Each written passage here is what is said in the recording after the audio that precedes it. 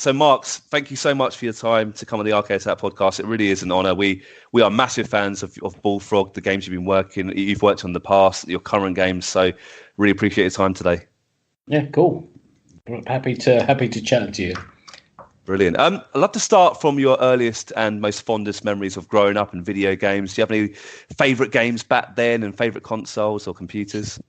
Well, yeah, probably my earliest memories are down the arcades and sort of I grew up at that kind of age, teenage years, in a place called Folkestone, and it was like it's a holiday town. There's a big place called the Rotunda, and it had tons of like gambling and arcade machines. And I remember just loving it there. And you kind of the all the machines are together. So you got your game machines and you got your gambling machines, and you kind of there's a point where I thought, I don't know why I keep spending my money on these like Shop Halfpenny and when these things are just pure entertainment. And you know, I mean, Pac-Man was there, and I just those kind of early arcade machines, which were brilliant. Boot Hill, I don't suppose anyone ever remembers that, but just they're probably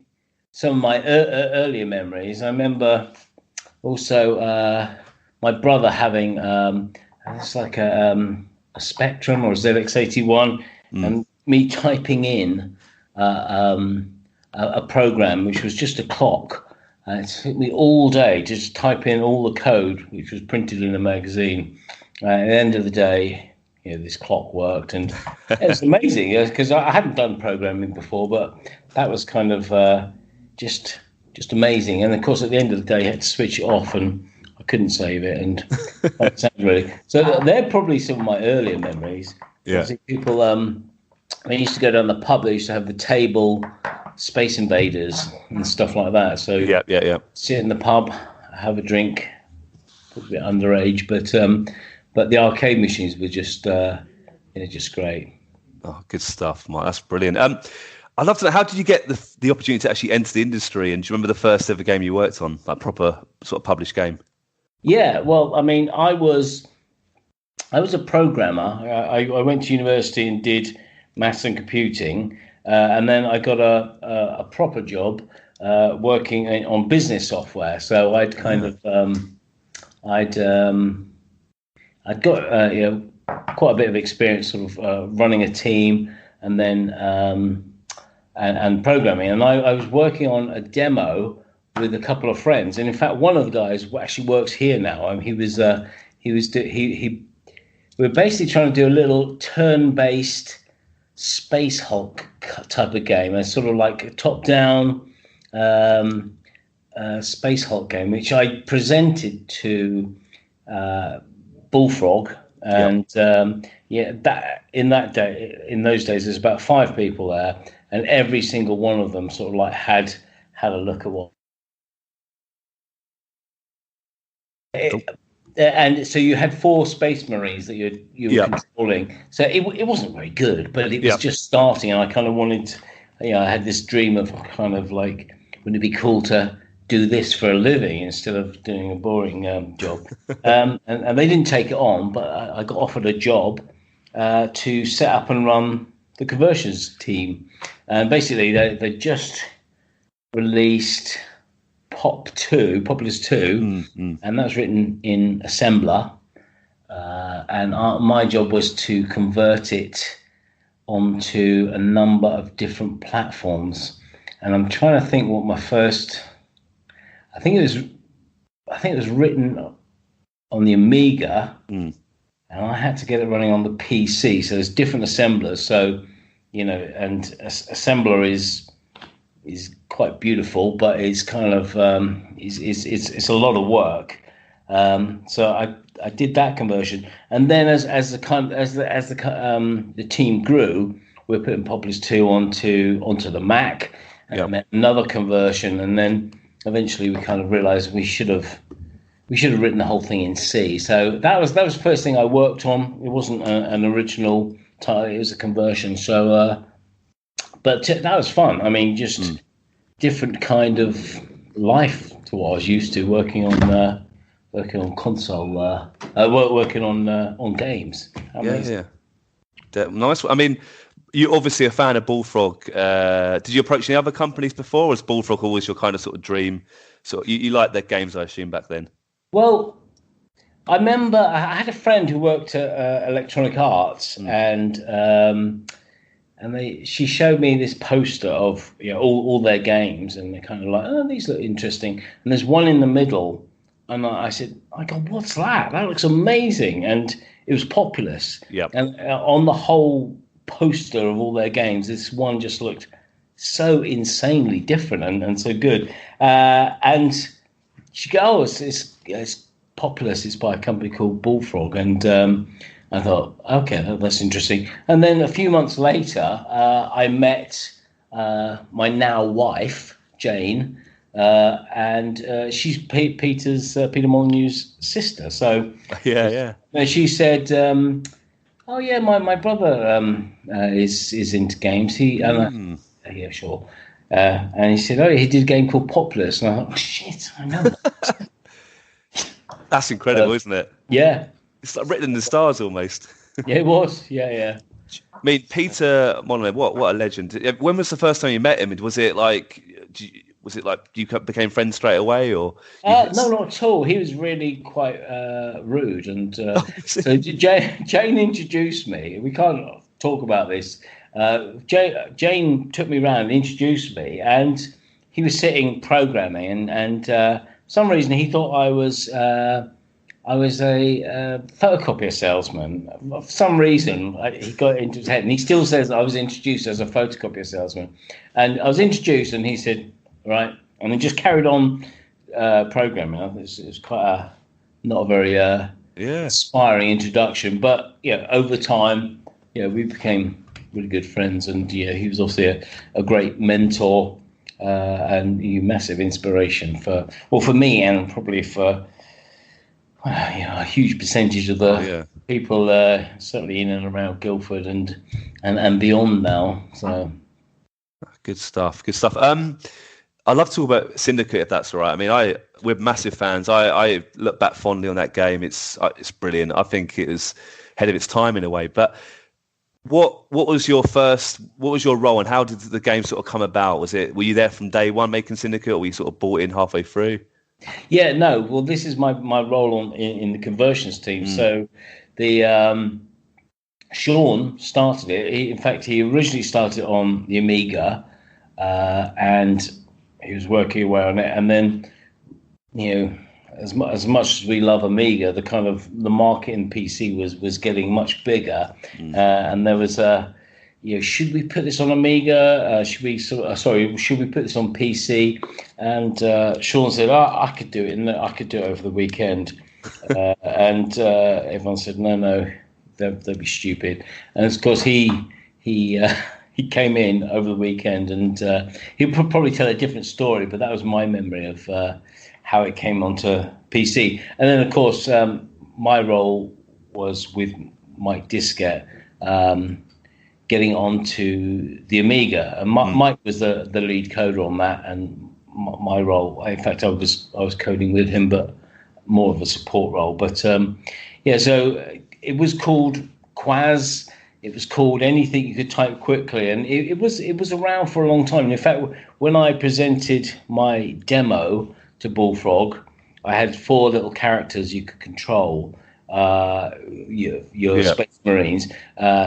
And of course, Syndicate was 4 agents. So it wasn't similar, and I mean, Syndicate was insanely good, but they were kind of partway through building Syndicate then. So so that's. I mean, again, when I joined, and those guys had achieved so much, and were halfway through Syndicate, there was 5 or 6 of them. So amazing bunch of guys there.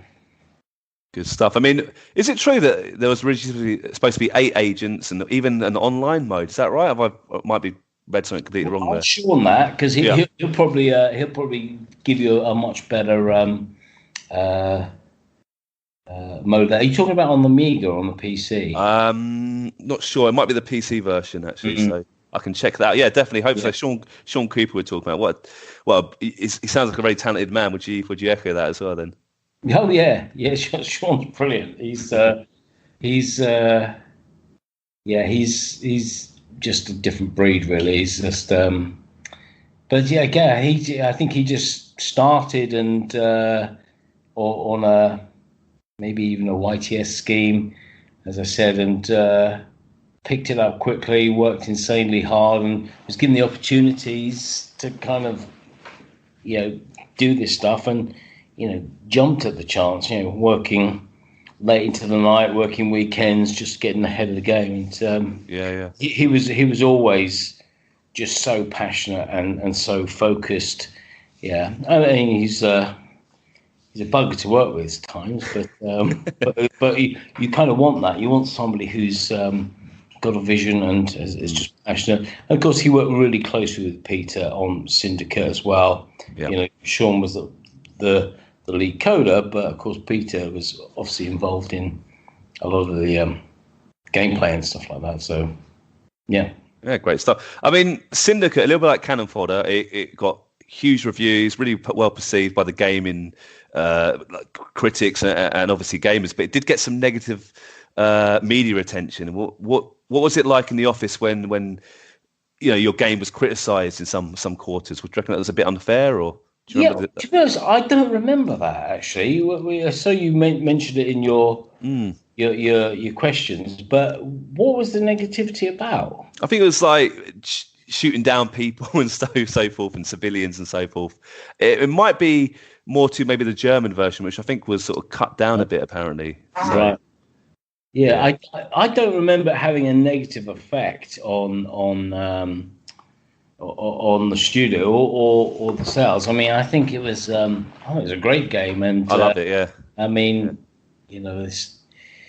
people love to criticize computer games for just about everything that's ever gone wrong. Yeah, and I don't think those kind of things are fair. I mean, take things like Theme Hospital, where you kind of have people calling it a sick game. And got these people that have probably never played it, don't really actually know what they're talking about, but they want to blame somebody. No, I agreed completely. Did you work on any of the sequels for Syndicate as well, Mark? I know there's quite a few sequels, and how do you sort of reflect there was on Syndicate Wars. Yeah. But that was all there was, I think. Yeah, there's Troy. Actually, no, it's a fair point. There's been some spiritual successors, but not a proper. I think Syndicate Wars is the final. Well, actually, it was a PlayStation 2 game, wasn't there? Just called Syndicate, I think. But I think that was a different company. Oh, really? Yeah. I believe so. Yeah, released about 5, 6, 7 years ago. I think it didn't do particularly well. But I love the Syndicate name. I love the game. I thought it was brilliant. I mean, do you think there could be a new game in the series? Would there ever be something you would consider?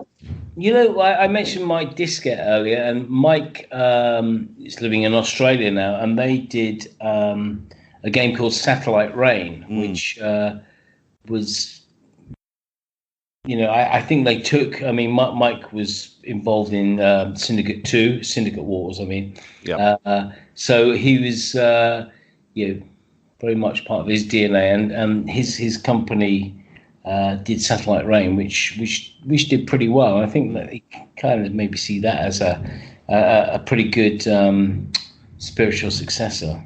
Yeah, good stuff. When I think of Bullfrog, it's for me. I think in quality, it's like one of the best companies easy on the Amiga. I'm thinking sort of Bullfrog and Sensible Software and sort of who else? Something like the Bitmap brothers, but the real creme de la creme. I mean, what was it like working in the office? Did you feel like you were the real big guns at the time? Because I think it was an amazing company personally. Well, if you saw Bullfrog's first office, which there was no sense that they'd ever had a hit. I mean, this was after Populous had come out, and wow. I think that must have moved the dial in a big way. But their office was above a hi-fi shop in Guildford, and I don't know whether she had the flat below or she was sharing the office with them. But there was an old lady that just walked around in in slippers and a dressing gown, and it's quite scary, really. But I mean, no, I don't think if you went to Bullfrog, you'd have thought, "Wow, these guys are successful." I mean, because they moved from that place onto a research park, which was just a little serviced office, not much space, and not many people. But these guys were just doing masterpiece after masterpiece, I think. And so, I mean, me joining them was kind of what a great place to start your games career. 100%. Bit of a random question, but Mark, if you had a choice, what sort of Syndicate style now to sort of upgrade yourself, what would you choose? Is there where would you go with that sort of question? That's a bad question. Yeah. A better knees. I'd have improved knees. Oh, there you go. just ones that bend properly. I could squat down. No, I mean, I don't know if I'd want any of the Syndicate upgrades. What would yours be then? Oh, that's a good question. I'll probably go for maybe agility, actually, just a bit more sort of speed and so forth. Yeah. And I've got to talk about Theme Park now. What a great game. I mean, how did this opportunity arise? Was this were you working on that game from day one? What was your exact role on Theme Park? I was at the company when Peter started working on it, and Peter was basically building Theme Park using like Populous 2 graphics, and so he had little people coming in, and the rides would just be little sort of buildings from Populous. And there'd be a little path, and so the idea of I guess a prototype of people coming in and sort of enjoying a ride and kind of your reputation going up. I mean, it was hideous to look at because he was just using whatever he could get his hands on, but he was kind of building this out of getting it ready to kind of go, okay, team, let's make this. And he went with a bunch of the artists who Euro Disney. That had just opened up about the same time, so they kind of went there to get inspiration. Like you need inspiration for a theme park, you can't. Just, it's just, I mean, amazing. But it was great. I think it was the first theme park simulation that I'm aware of. I know Roller Coaster Tycoon came out soon after that, but I think that my timing is correct there. But I loved it. It was a great game. I got to work on that, the PC, the original version, and we were kind of doing all the conversion. We're doing every single platform that was out. Yeah. So the Mac, the Mega Drive, the Masters, basically SNES. Even the 3DO, 3DO, which you may not even remember. And I've got the Jaguar version at home actually. It's on everything. Yeah, it was, and we were kind of doing that in sync. It was a nightmare because code would be a new update, take the new code onto all the platforms. Of course, it's all broken, and all the things that everyone's changed has kind of got lost. We didn't have nice. Things like Perforce where we can share code sensibly. It was just a bit haphazard. So it was quite a struggle to kind of for the team to kind of keep in sync. But we did, and when it came out on PC, it was pretty soon followed by every single platform you could ever imagine. So. Yeah, there was a couple of big challenges. So, like getting it running on the SNES and the Mega Drive required quite a big overhaul. We're going from, probably 2 megabytes on maybe 4 megabytes on the PC to a SNES, and you kind of have to rethink the whole lot. And No, good on you. And similarly with Syndicate, Syndicate also came out on the SNES and the Mega Drive as well. And of course, if you look at that, there's some clever stuff going on there to kind of make it look and feel like a Syndicate game. But the limitations were huge. So yeah. No, fair. I mean, when Theme Park was being devised, Mark, would you sit down with Peter and the team? And I mean, there's so many little touches in the game, like extra salt on the fries, for example. And I just think the extra touches are the things that turn it from a great game into almost like a sort of one of the most important Sims ever made. So, what was that like? Was there always random little ideas thrown about? Yeah, that lots of that stuff was Peter sort of coming up. And Peter was. Well, he's back to coding again, but of 22 cans. But he was the main programmer. So, but those kind of little tweak this and this has an effect. It's kind of it's quite a bullfroggy thing. Those kind of accessible. You kind of look at Theme Park and go, oh, this looks nice. I'll play this. And then find yourself quite hooked. Sort of half an hour later, you're kind of really into it and just tweaking the salt and putting a drinks stall close by because you're trying to maximum your money. But those little things are kind of and making sure people aren't eating burgers just before they go on a roller coaster as they're going to throw up. And but those little cause and effects things are lovely, and all of that stuff was kind of happening all the time. And I think we kind of talk about we'll probably talk about Theme Hospital afterwards, but that kind of that was kind of the Bullfrog staple, I think, as well. It's kind of the way, I mean, you didn't have design meetings. I mean, we didn't really have anyone that was formally a designer or anyone that was formally a producer. I mean, nowadays it makes sense to have those, but Peter would be designing it, he'd be coding something, putting it in, and people getting thrown off rides, and those kind of things maybe come from other places. But it was a kind of really open and free kind of environment where people could come up with an idea or try something out and get it in. But you can remember, these teams are actually quite small, so talking to each other is kind of easy. And the need for meetings were, you didn't need one. You just kind of spoke to the people next to you. Oh, good stuff. I mean, it's a great game, let's be honest.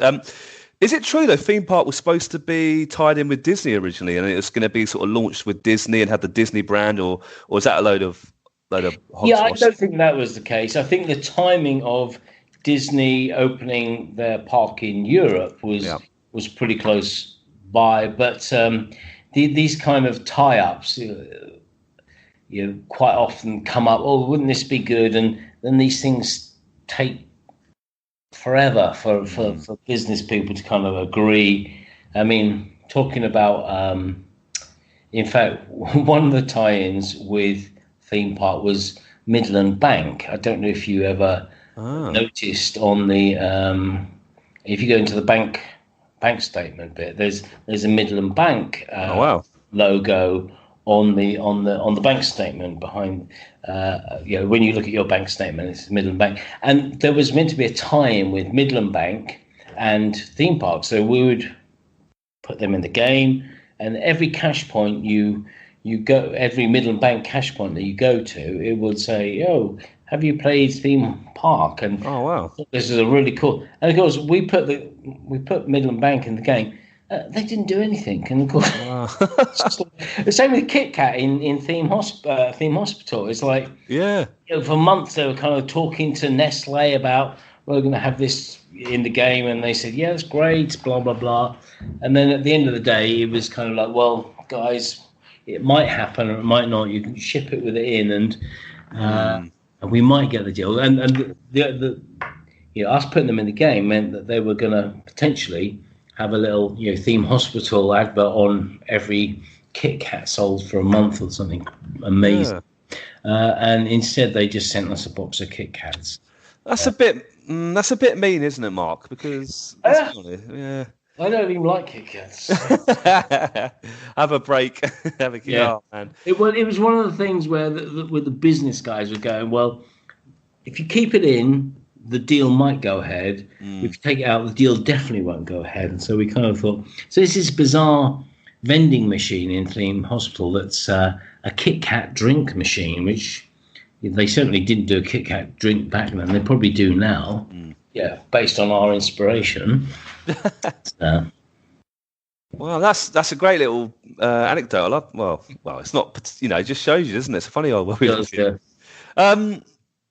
What is it true that a lot of yourself and your Bullfrog staff would go on excursions and sort of inspirational trips to get ideas for games, such as going to actual theme parks? And I know I've read that you went to a few hospitals. We can talk about it later. But did you go to a lot of theme parks and so forth? No, well, the artists, a small group of people went to Euro Disney when it opened for their, as if anyone ever needed inspiration for a theme park. It was just a nice jolly. So those things did happen, and walking around a hospital is a lot less exciting than going off to a theme park for. So Mark, did you personally go on the theme parks, or was it just a hospital gig for you? I didn't get. No, it was just the artists. Went to the, went off to Euro Disney. I think it's pretty much bang on when it opened, actually. Which is quite advantageous, even though you weren't connected with Disney. It still probably would have helped a bit, possibly. Yeah. Brilliant. I mean, people to visit Euro Disney, in fact, having played the game. Oh, do you reckon that's that? Wow, that pretty did happen, didn't it? What do you reckon? Do you think? I mean, there's been Roller Coaster Tycoon. It's been a really popular sort of genre now. This kind of theme park sort of genre. Do you think the game? Do you think there's still room for another game in the series, or do you think that sort of boat's passed? Well, you kind of look at Roller Coaster Tycoon, as you mentioned, then Planet Coaster. You kind of think, well, these guys have done a really good job, and I think the kind of little people isometric kind of game has its place, and I think, but I don't know who'd want to do it. It's since the original theme park, there's been a lot of them. Yeah. So it's kind of whether somebody else wants to do. In fact, Parkitect is one that I've seen coming up, and have you seen that one at all? I haven't. No, I'll check it out. Yeah, Parkitect looks incredible, actually. It must feel quite. I mean, you guys set the scene. I wouldn't say you invented a genre as such, but you sort of created that sort of game, and it's developed into something huge, isn't it? It must be quite inspirational in a way. Yeah, I think Peter especially could feel really proud about. It. I mean, it was an amazing concept. I think he'd just come back from Japan and kind of came back with this idea of like, wouldn't it be cool to build and run a theme park? And it was a bit of a different style for Bullfrog, because there was Powermonger and Populous, and then you got Syndicate, and then Theme Park, which is quite a different kind of look and feel, and maybe a bit of a different type of game. But you still had the kind of like hopefully good interface, easy to play, lots of depth though. So it was a nice thing, and opened up this thing called Designer Series, which meant we're going to do Theme Hospital, Theme Prison, and Theme Resort, and then we're going to maybe do a whole bunch of these kind of business management games. And so that was it for me. I haven't worked on a lot of the conversions, and then and working on the original PC one. That was really cool to go, okay, well, we're doing Theme Hospital, and then I teamed up with Gary Carr, who'd been one of the early Bullfroggers. He'd left because he really didn't like the look of Theme Park. Really? It'd gone from this kind of like quite you got Syndicate, you got Gritty, you got Populous and Powermonger, and then you got this quite cutesy kind of looking thing. And he didn't like it. He went and joined the Bitmap Brothers, in fact. Oh wow! Another cool studio. And then when he returned, he thought he was going to be working on Dungeon Keeper, and he thought, oh, that sounds cool. And then, to his original dismay, he was kind of like, he found out he's working on the hospital game. So I think that was, as he looks back on his career, I think it was a good move. But I think at the time he was kind of like, he'd rather be working on a dungeon game. Well, they're both quality titles. I mean, I love Dungeon Keeper as well, truthfully. Yeah. But Theme Hospital, Mark, I mean, you mentioned earlier, actually, that was great. Before you sort of decided on Theme Hospital, what were the other games that were sort of thrown around? Was it Theme Prison, you said? Well, it was, I mean, those other ideas came while Gary and I were making Theme Hospital. We had kind of just a little team. There's about 5-6 of us, and as we're getting towards the end of it, we were kind of thinking, okay, well, wouldn't it be cool if let's do another one? So we probably thought maybe Theme Prison or Theme Resort might be something that we'd do afterwards, and just kind of keep this designer series going, because we'd really enjoyed making it, and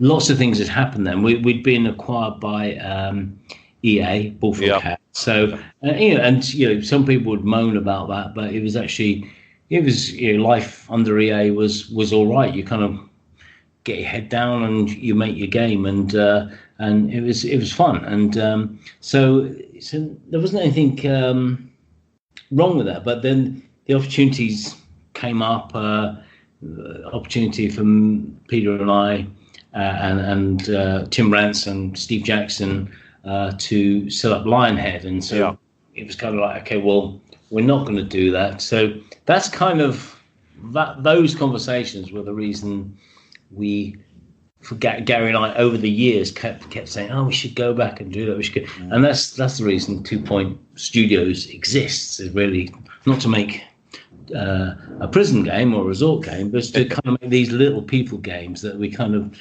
really, we really love making them and really love playing them. So. Oh, well, we're definitely going to talk about 2 Point Hospital soon, I guarantee it. Back to Theme Hospital, though. I mean, I played it again recently. I bought it off GOG about 6 months ago. I fell right in love with it again. It hasn't aged at all badly. It's brilliant. It's still so fun today. Is it true, though, you actually generally went to some hospitals and to check out what was going on? And how can you describe those sort of trips, if that's true? Yeah, well, we needed some inspiration. We'd kind of done a little bit of tech. I mean, and that's a sprite-based game. And at the time, we were kind of doing sprites, and everyone else has started moving over to sort of 3D. Actually, I'm going to have to go and get a battery in a minute. So not a battery, a power cable. But I'll let you know about that. But okay. So we were starting to build the 2 Point Hospital, and we kind of imagined what the game loop might be. But it was Gary come on board, and we're kind of talking about the look and feel, and we're kind of thinking, well, there's a lot of corridors and rooms and machines, and we kind of thought, well, we're right next to a hospital, and we used to spend lunch times, like really quite sad, wandering around hospital corridors, and sort of going into the cafe and kind of just trying to pick up some of the film. And we came to the conclusion that this is it. It's just corridors and rooms, and it's kind of really dull. And you've kind of just gone from theme park with these amazing like rides that you can kind of that you can imagine how just think of a ride. It's going to be amazing. And then we got little boring offices with doctors in. So we kind of knew that we had a challenge on the art side. How are we going to make this look not dull? And then another hospital nearby, we contacted them, and they said, yeah, come down. And they gave us a really good in-depth look at we were able to watch an operation which was horrible. Gary almost fainted. It was embarrassing, but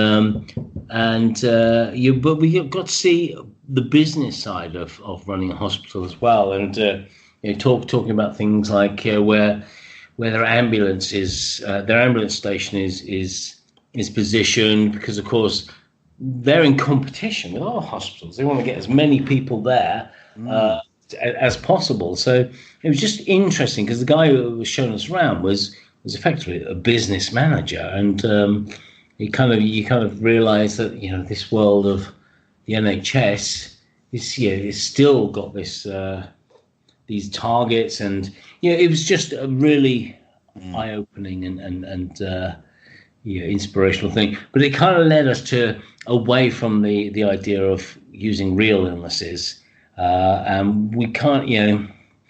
It's a difficult topic to broach. Yeah. And so the idea of Gary came up with the idea we should just make up the illnesses, and it took us a while to kind of settle on that, but we did, and the humour came out, and I think the humour is just us really, and we had a guy called James Leach who did a lot of our writing, and it just worked, and there's a few visual illnesses and some non-visual ones, but the game loop was good. And you say you went back to play it recently. It's really hard, isn't it? I don't know. It was hard. Yeah, it's insanely hard. Yeah. Yeah, I did struggle from level 4 onwards. Yeah. It did get pretty tough quick, I have to say.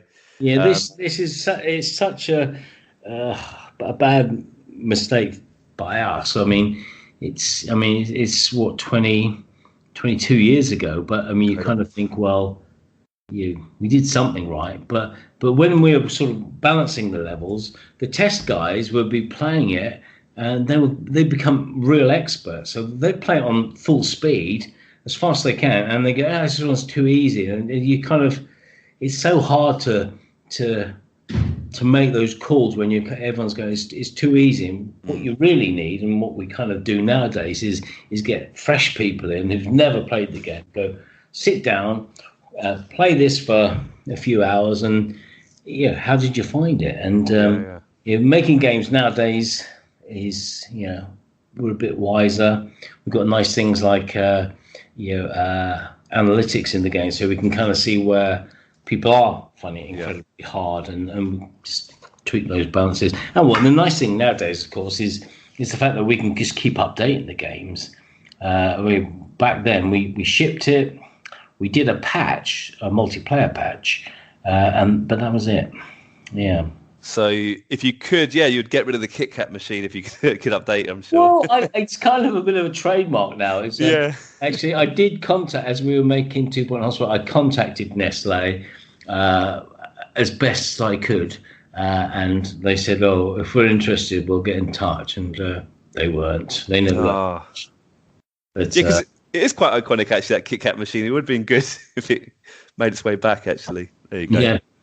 I love, like you said, the humour was amazing. I think that was a really clever move of yours, because it was like I mentioned a bit earlier. The game did get a bit of negative attention, but just which I think really is unfair. I think it's really out of order. Yeah. But what's your favourite illness or patient disease? Do you have a favourite one?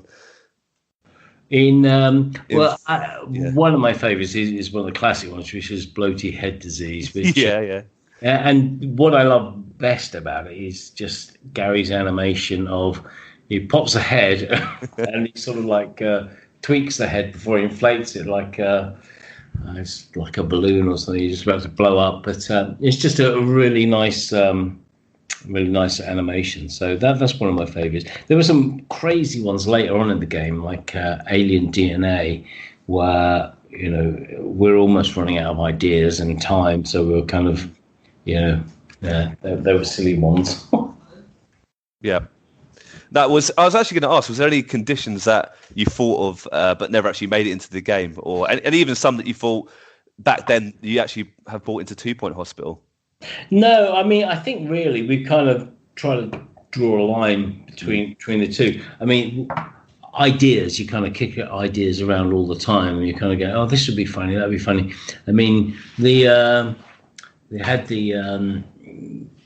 We had King syndrome in Theme Hospital, which was originally called Elvis syndrome, because the guys were Elvis.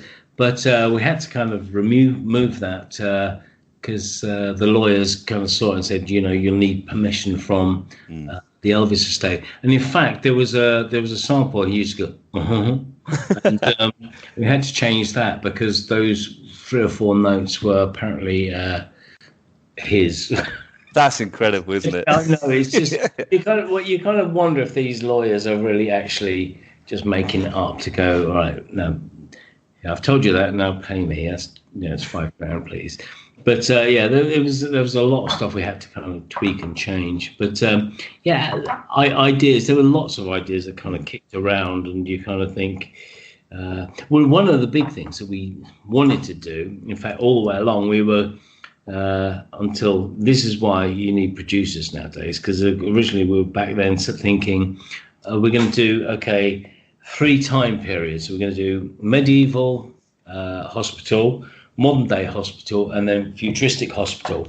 Wouldn't that be great? And fortunately, we decided to start on modern day hospital, and then it was kind of like 3/4 of the way through. We kind of said, I don't think we're going to be able to do medieval and futuristic. Yeah. It was just meant we'd have to do all new illnesses, all new machines, all new. It was just been a nightmare. So, the ambition, the blue sky idea was there, but you just pull back on that. So yeah, well, I think that's a great idea, but the manpower needed would have been crazy. I think. Yeah, that's right. Yeah.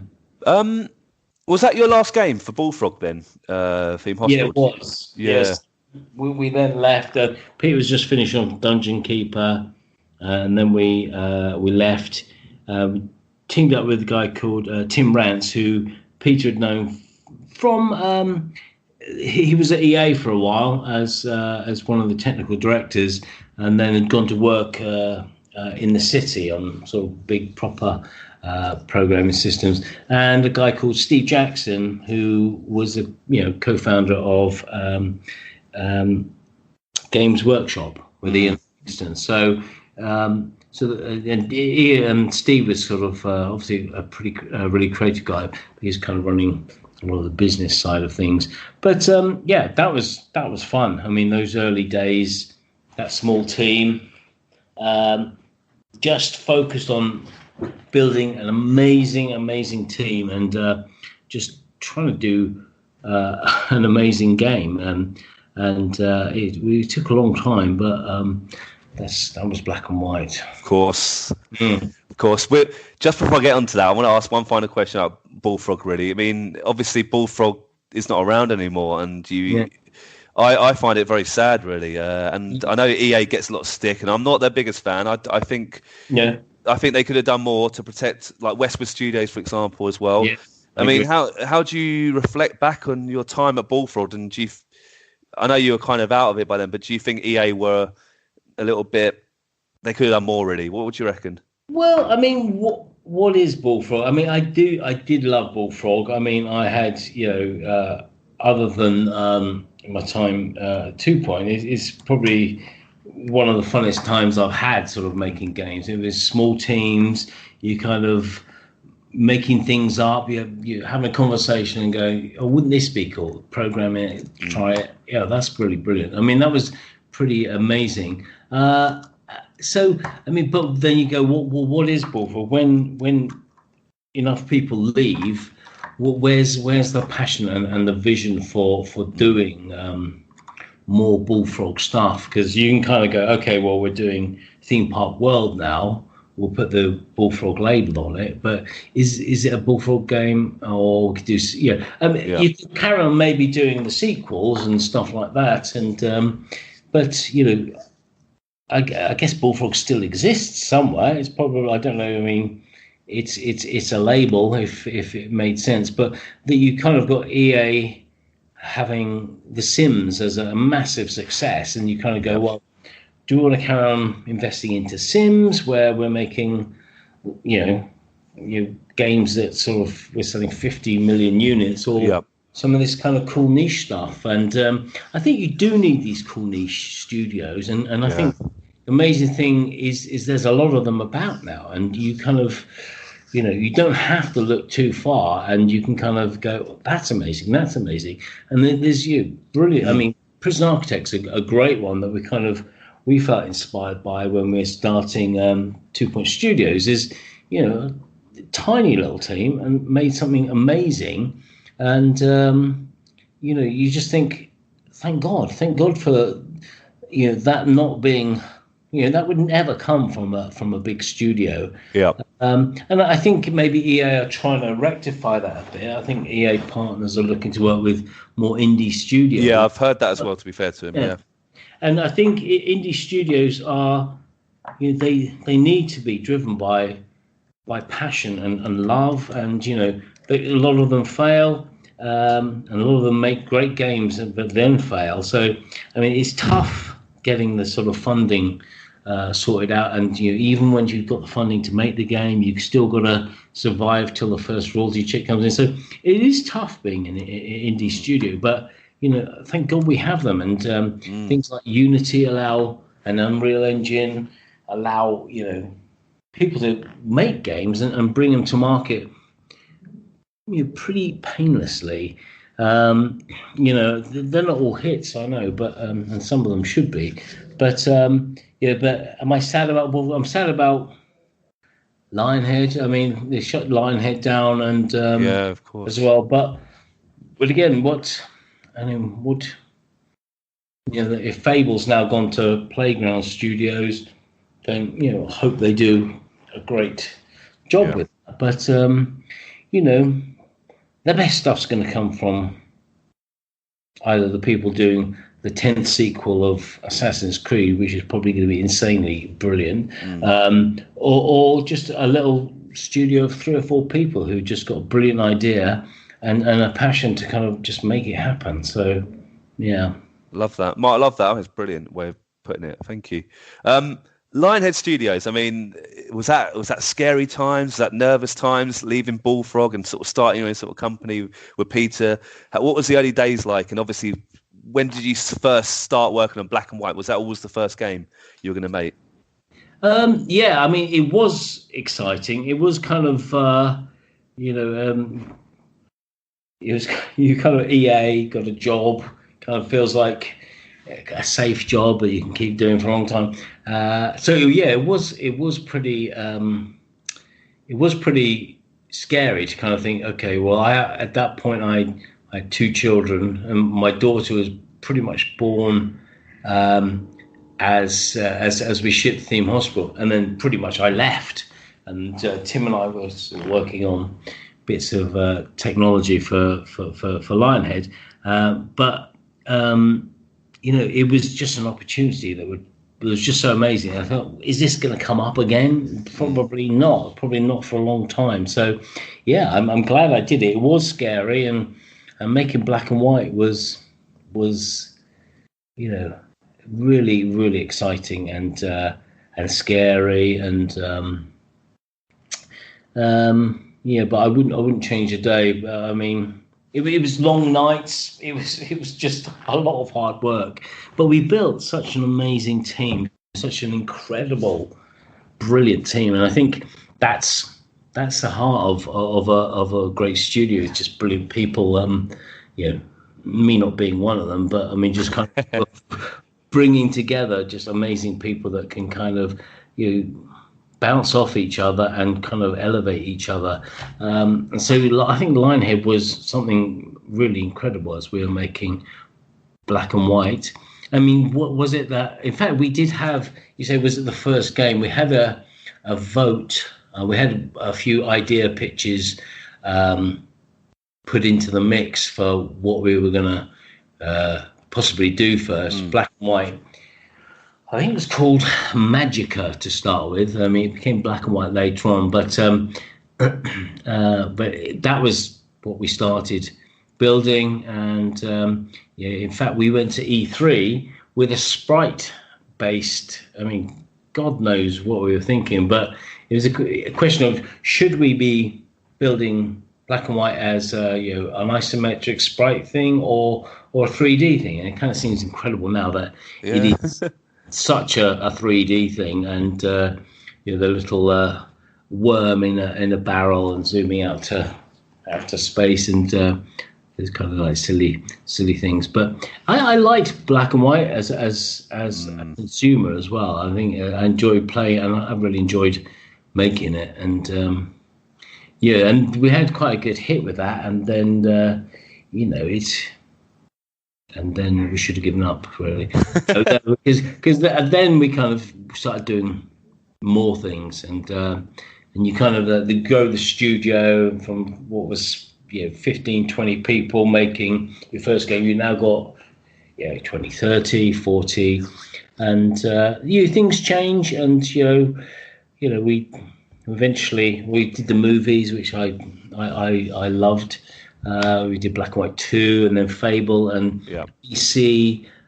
They were two of our sort of external studios that we're kind of working with, and there were two great games, and Fable really hit the mark on Xbox, and that kind of became pretty much the focus going forward, and until the very end. So incredible. I mean, the quality of games you've been involved in, Mark, it's actually astonishing, really. These are games that changed genres. I think Black and White was one of the first sort of God sort of sims, like properly immersive. It's absolutely incredible, really, when you mention these games you worked on. I think, and I think I've been just so lucky. I think I'm lucky to have got a job at Bullfrog, working with them. Just everyone around me was amazing, and then we set up Lionhead, and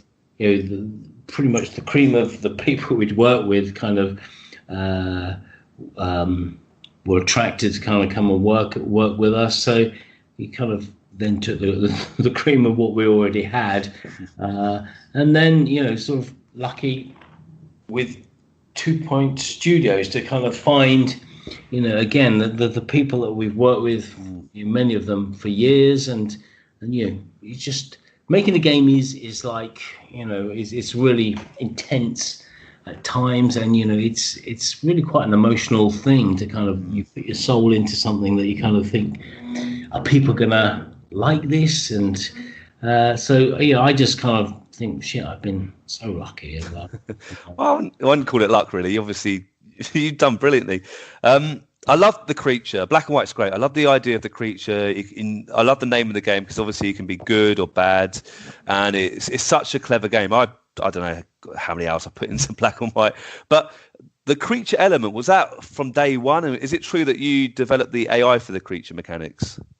Well, the very first one, I said, we went to E3 and we had this this demo with like a sprite version of basically a giant creature. So so the giant creature was definitely part of it, and the AI kind of just developed over years. A guy called Richard Evans was kind of the key guy. Now I don't know where he's working. I think he's actually working at Google DeepMind, and but he's a brilliant guy, and so that was basically the whole duration of making the game that AI developed, and it was really clever stuff, because I say AI, I don't mean AI like Google DeepMind, but I mean in terms of being able what you could teach the creature, and how detailed you could get with, like, you could say, I want you to eat people, I want you to eat women but not men, and you kind of if you're dedicated enough, you can kind of get into real depth as to what you can get him. It's good to do this, it's bad to do that. It's cool. The creature was in early days, and but I mean, he obviously got way better as it went along. Oh, it's a great. I love Black and White, actually, I have to say. Again, I think there's room for another Black and White game as well. Personally, I do. I don't know if that's anything that you've heard rumours or you would ever consider doing, but I know Black and White 2 came out. I think, was that the last game in the series? Or it was in the official series. Now I think that's all owned by Microsoft now, under when they bought Lionhead. But I think Microsoft are interested in billion-dollar franchises. So whether that's something they'd be interested in, maybe some cool indie team will do something way better than Black and White. So yeah. Good stuff. I mean, Fable as well. I think it was is it Xbox exclusive, at least originally? Yeah. PC as well. Yeah. Oh, it was PC. And again, it's kind of similar in Black and White in the sense that you can choose how you want to act, and the game will change, wouldn't it? And I mean, that's incredible. Back then, that sort of technology in such an amazing game, that must have been pretty difficult, but you pulled it off big time. Yeah, I mean, that was the good and evil. Being the hero is kind of a pretty cool thing. I think it did something really interesting with RPGs as well. I think it did kind of open it up.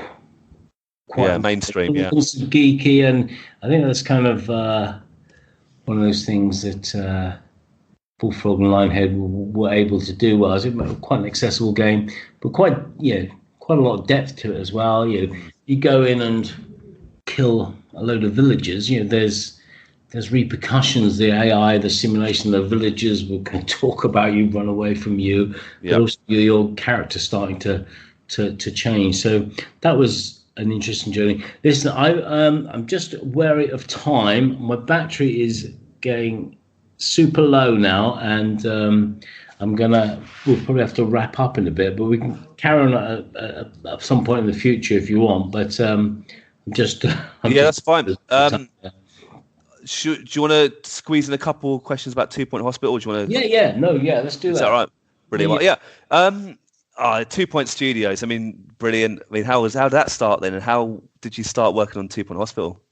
Yeah, the 2 Point Studios has probably been in the making since we shipped. Since we left Bullfrog. Gary and I were kind of always going. He was at Muckyfoot and I was at Lionhead, and whenever we sort of met up and we get, we should get together. We should get together and do theme prison or those kind of ideas. We should do that, and these little people games that we loved. And we'll find a time. And the time came about, and I'd left Lionhead in about 2013. Gary was there till about 2016, and so we kind of thought, okay, maybe now's the time. Maybe there's an interest. And met with a guy called Ben Heimers, who's our technical director and the third co-founder, and he was a fanboy of what we'd done in the past. And so, I'd been a programmer in the past. I mean, and he was actually a proper programmer now. So it's kind of nice to have somebody that could actually do something useful. And so the three of us kind of put the idea together. Gary and I had a lot of experience of doing presentations and decks and business plans, and we kind of touted it round. I said we were inspired by Prison Architect, and we wanted to maybe do an early, do something small, go into early access, maybe do a Kickstarter. And we kind of had ideas of maybe we could get there. In a similar route, so definitely gave us some inspiration. I mean, as we kind of spoke around to people, we eventually met with Sega, and we thought, well, they're way too big. They're not going to be interested in us. But it was just brilliant. They just said, my God, we were just saying last week, wouldn't it be cool if we had a little team, doing stuff like Bullfrog used to, your theme park, theme hospital, and we come with our deck.